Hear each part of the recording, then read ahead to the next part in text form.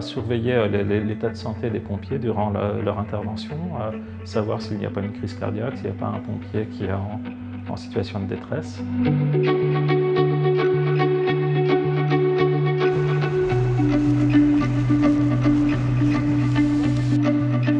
Nous sommes ici à l'IUT de Belfort où le projet Response de Pompiers 2.0 a été développé.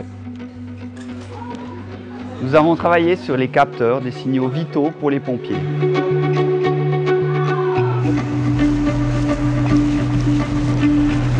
L'idée, c'était de pouvoir détecter si un pompier est dans une situation critique, c'est-à-dire qu'il est tombé par terre, qu'il ne peut plus respirer, ou que son cœur bat trop vite, ou au contraire s'est arrêté. Le pompier, il a sur lui deux types de capteurs. La montre connectée, c'est l'émetteur de l'alarme. Ça va détecter soit un problème avec le mouvement, le pompier ne bouge plus, ou bien un problème au niveau du rythme cardiaque.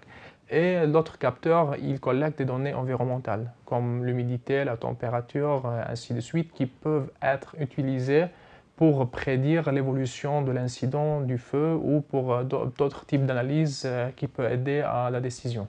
L'alerte va être envoyée tout d'abord vers le localisateur GPS porté par le pompier. Ce capteur-là, il va prendre l'alerte, ajouter les coordonnées de ce pompier et le renvoyer vers une passerelle LoRaWAN. Cette passerelle va renvoyer les données vers un centre de commande où on peut visualiser en temps réel tous les pompiers qui sont dans la zone d'intervention. Quand vous avez un incendie au sein des bâtiments ou en sous-sol, où il n'y a aucune architecture réseau, les gens à l'heure actuelle aucune possibilité de savoir où sont les pompiers. Maintenant, avec un dispositif, ils pourront le savoir. Au niveau suisse, les académiques ont travaillé sur les interfaces, c'est-à-dire interface capteur et puis récolte de données, puis envoi de ces données. Et le partenaire, je dirais, suisse industriel venait avec une brique technologique qui permet donc de remonter ces données. Donc, côté français, on avait des compétences réelles autour de l'algorithmique des capteurs.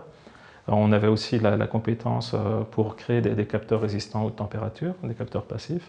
Sans ces subventions Interreg, on n'aurait pas pu mener ce projet à bien. On a recruté une thèse en sciences du sport et une thèse en informatique pour déployer la solution capteur, ainsi qu'un ingénieur autour des sciences humaines et sociales. Des données que nous avons tirées de notre enquête ethnographique, nous avons tiré un ensemble de recommandations socio-techniques. Concrètement, qu'est-ce que ça veut dire? Ça veut dire qu'à nos collègues en sciences de l'ingénieur, nous avons dit il faut, au lieu d'avoir cette solution technique-là, il faudrait plutôt avoir cette solution technique-là. Eh bien, on envisage, pourquoi pas, de monter une start-up à la fin du projet. On a été aussi approché par Bullard, qui est l'entreprise qui équipe actuellement les sapeurs-pompiers de France et d'Europe.